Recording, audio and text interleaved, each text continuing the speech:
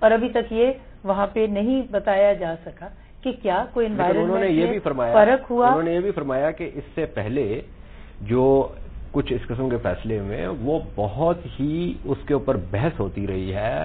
جیسے انہوں نے ذکر کیا کہ 85واں وکیل جو ہیں وہ دونوں اطراف سے جو ہے اس کے بارے میں بحث کرتے رہے ہیں اور ایک لمبے طویل عرصے پہ وہ بحث جو ہے وہ محیط ہوتی ہے اور اس کے بعد جو ہے کوئی فیصلہ ہوتا ہے کہ اس کو کس طرح کرنا ہے. یہ جو ہم نے دیکھا ہے یہ تو مطلب آنن فانن والی جو ہے نا یہ بات ہوئی نا. دیکھیے کئی مواقع ایسے آتے ہیں جس میں آنن فانن کی ضرورت پیش آتی ہے. ابھی یہ بات ہوئی کہ IMF کا جو ہے سسٹم اس کے نیچے ہم نے بیلٹ ٹائٹننگ کرنی ہے. تو بیلٹ ٹائٹننگ کیسے ہوتی ہے؟ یہ نہیں کہ آپ اپنے ریونیوز کو انکریز کریں, آپ اپنے ایکسپینڈیچرز کو کیوں نہیں ڈیکریز. جہاں تک تعلق ہے ایکسپینڈیچرز کا, اخراجات کا, حکومتی اخراجات کے بارے میں بہت بات ہوتی ہے اور یہ بھی ایک بڑا مقبول وہ ہے کہ جی آپ بات کریں گے جی حکومت اخراجات کیوں نہیں کم کرتی. لیکن جتنے بھی لوگوں نے, مختلف اکانومسٹ نے جتنا بھی حساب لگایا ہے تو وہ تقریباً 20 بلین روپے بنتا ہے, جبکہ اس سرچارج سے آپ کو تقریباً 121 سے 122 بلین آپ جو ہے وہ بڑھا رہے. تو حکومت اگر اپنے اخراجات بالکل ختم بھی کر دے تو تب بھی آپ کو صرف 20 بلین کا ہوگا. یہ ایک مقبول فارمولا تو ہے لیکن اس کی کوئی اتنی خاص حقیقت نہیں ہے. جس کا میرا یہ کہنے کا مقصد نہیں ہے کہ حکومت اپنے جو اخراجات ہیں اس کو کم نہ کرے, لیکن میں یہ کہہ رہا ہوں کہ یہ جو معاملہ ہے یہ اتنا سادہ نہیں ہے.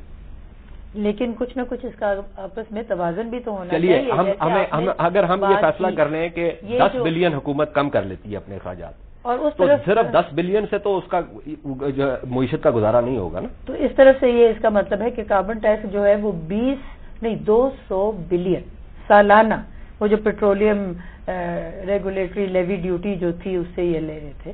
تو اسی سے تو ساری معیشت کا ایک بیلنس آؤٹ ہو جاتا ہے. اور جو آپ ڈسکریمنیشن کہتے ہیں یہ امیر اور غریب کی ڈسکریمنیشن تو آٹومیٹکلی ہو جاتی ہے. اب دیکھیں بجٹ جب آتا ہے وہ تو دنیا میں ہر جگہ نہیں, بجٹ کا مطلب یہ ہے کہ جب بجٹ اسمبلی میں آتا ہے اس کے اوپر ڈیبیٹ ہو. آپ نے کچھ سنا ہے اس بجٹ پہ ڈیبیٹ ہوئی؟ نہیں, بجٹ پہ دیکھیے بجٹ پہ ڈیبیٹ ضرور ہوئی. یہ ایک علیحدہ بات ہے کہ اس ڈیبیٹ کی کوالٹی کیا تھی وہ ایک علیحدہ موضوع ہے.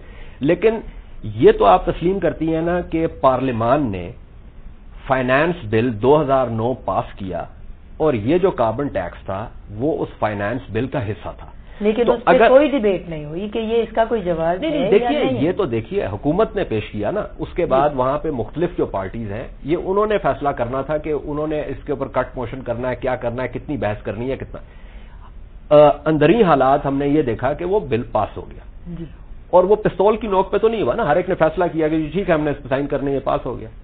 اب یہ جو بابر صاحب نے بھی جو بات کی اور سلمان صاحب نے بھی اس کی طرف ہلکا سا اشارہ کیا اور اب ان کی طرف جاتے ہیں مزید ان سے پوچھتے ہیں کہ یہ کیا ہے کہ پارلیمان کا جو اختیار ہے, کیا ہم نے اس فیصلے سے اس بات کا فیصلہ کر لیا ہے کہ پارلیمان جو ہے وہ خود مختار نہیں ہے اور عدلیہ اس کی جو ڈومین ہے اس میں آ سکتی ہے جب بھی اس کا دل چاہے؟ ایسی بات نہیں ہے. جو اختیار ہے پارلیمان کو لیجسلیشن کا وہ اس کا اختیار ہے اولین, لیکن وہ انفیٹرڈ تو نہیں ہے. تو اگر وہ کسی ایسے لیجسلیشن کو کرے, پرٹیکولرلی فسکل لیجسلیشن کو, جس میں جواز کا کوئی انڈیکیشن نہ ہو, یہ پتہ لگ رہا ہے کہ انوائرنمنٹ میں تو کوئی فرق ہوا نہیں. اس آرڈر میں بھی انہوں نے کہا ہے کہ یہ ان ممالک میں لگا ہے جہاں کاربن فری انوائرنمنٹ لوگوں کو پرووائڈ کی گئی ہے. یہاں تو ہوا ہی نہیں, نہ انوائرنمنٹ کی جو منسٹری ہے انہوں نے ڈیمانڈ کی ہے. تو یہ کہاں جا رہا ہے؟ اب اس کے اوپر آپ دیکھیں اٹارنی جنرل نے یہ کہا, میں تھوڑی سی بات آگے بڑھاؤں, اٹارنی جنرل نے آگے سے آ کے یہ کہا کہ جی چاہے انہوں نے مانگا ہو نہ مانگا ہو, خرچے تو اتنے زیادہ ہو رہے ہیں تو ہم نے بیلنس بھی تو کرنا ہے بجٹ. اب یہ کوئی اٹارنی جنرل نے تو آگے یہ بھی کہا کہ یہ غلطی ہو گئی ہم سے, اور یہ بھی کہا کہ یہ غلطی ہو گئی. لیکن اس کے بارے میں بڑی واضح آراء لوگوں نے پیش کی ہیں کہ حکومت نے یہ اس لیے کہا اٹارنی جنرل کو کہ آپ جا کے کہہ دیں غلطی ہو گئی, کیونکہ حکومت جو ہے وہ ایک جیسے پنجابی میں کہتے ہیں نا پھڈا نہیں ڈالنا چاہتی عدالت کے ساتھ. اور یہ تو بڑی واضح بات ہے کہ عدالت نے یہ فیصلہ کیا ہے اور یہ کافی عرصے سے کہ ہم نے یہ مقبول عام فیصلے کرنے. سو موٹو کا بھی جو ایک معاملہ چل نکلا ہے اور بابر صاحب نے بھی کہا کہ یہ واقعی ایک مقبول عام فیصلہ. دیکھنا یہ ہے کہ مقبول عام فیصلے کرنے ہیں تو انہوں نے کہا کہ پھر آپ پرائسنگ میکینزم پہ تو بہت لمبی بات ہو سکتی ہے, مختلف چیزیں اس کے علاوہ معیشت کو چلانے کا. اور انہوں نے ایک چیز کا ذکر کیا کہ کیا عدالت کے پاس یہ مہارت ہے کہ وہ یہ کریں. اور اگر مہارت کا معاملہ اٹھایا جائے تو پھر جو سلمان صاحب نے کہا کہ 85 وکیل آتے تھے اور بحث ہوتی تھی، تو پھر اس میں عدالت کے دوست بھی جو ہوتے ہیں جو کہ جن کی ایکسپرٹیز مہارت ہوتی ہے، عدالت ان سے بھی پوچھتی. یہاں تو ایسا کچھ نہیں ہوا. نہیں تو ابھی تو انہوں نے کوئی حتمی فیصلہ نہیں دیا، یہ تو انٹرم آرڈر ہے، اس میں سے صرف سسپینشن ہوئی ہے. اور جس قسم کے حالات اور صعوبتوں سے عوام گزر رہی ہے، میں سمجھتی ہوں کہ یہاں معاشی انصاف کی اتنی شدید ضرورت تھی کہ اگر یہ اس وقت سسپینڈ نہ ہوتا تو لوگ تو پہلے ہی فاقے مر رہے ہیں. تو اگر یہ اتنی لمبی بحثوں میں جائیں تو کہتے ہیں نا کہ میرے قتل کے بعد اس نے جفا سے توبہ، پشیماں ہونا. سلمان صاحب بات یہ ہے، فیصلہ کر لیں کہ یہ کس بنا پہ ہے، معاشرتی انصاف اور بنیادی حقوق کے حوالے سے ہے، یا اس حوالے سے کہ ہے کہ حکومت نے یہ جواز نہیں پیش کیا کہ کاربن ٹیکس لگایا ہے، جو آپ نے پہلے بات کی تھی کہ سرچارج کا آپ نے جواز پیش کرنا ہے، اور جو کہ بابر نے بھی بات کی.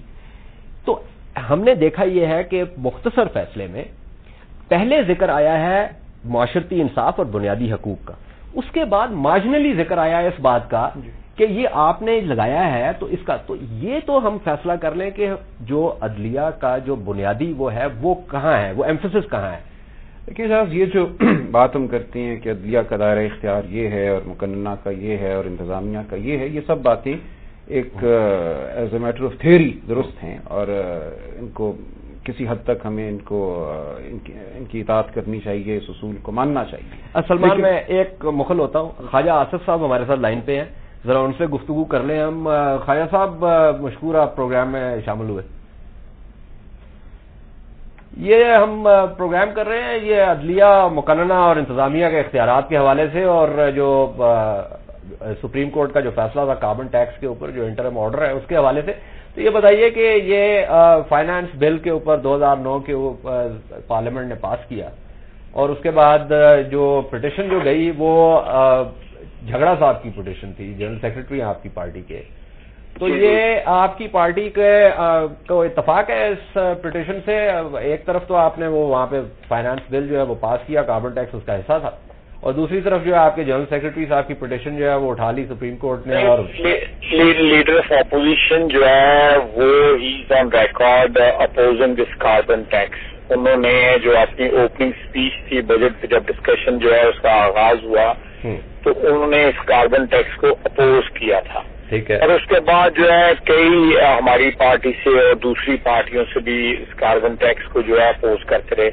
جگہ صاحب نے پٹیشن جو ہے وہ کی ہے، مجھے بالکل اس کا علم نہیں ہے کہ انہوں نے، میرا نہیں خیال کہ پارٹی کی کہیں ڈیسیژن ہوا ہے کہ وہ چیلنج کریں. اچھا چلیں، یہ آپ نے بڑی دلچسپ بات کی. اس سے سوال یہ پیدا ہوتا ہے کہ اگر یہ آپ کی پارٹی نے اس کو اپوز کیا تھا تو اس کے بعد فائنانس بل تو پاس ہوا نا، تو اگر اپوزیشن کی مخالفت کے باوجود ایک بل پاس ہو جائے تو وہ پارلیمان کا اختیار ہوتا ہے. تو کیا آپ اس سے اصولی طور پہ اتفاق کرتے ہیں کہ پارلیمان کے اس اختیار کو جو ہے وہ رد کیا جائے عدلیہ میں جا کے اور عدلیہ کے ذریعے؟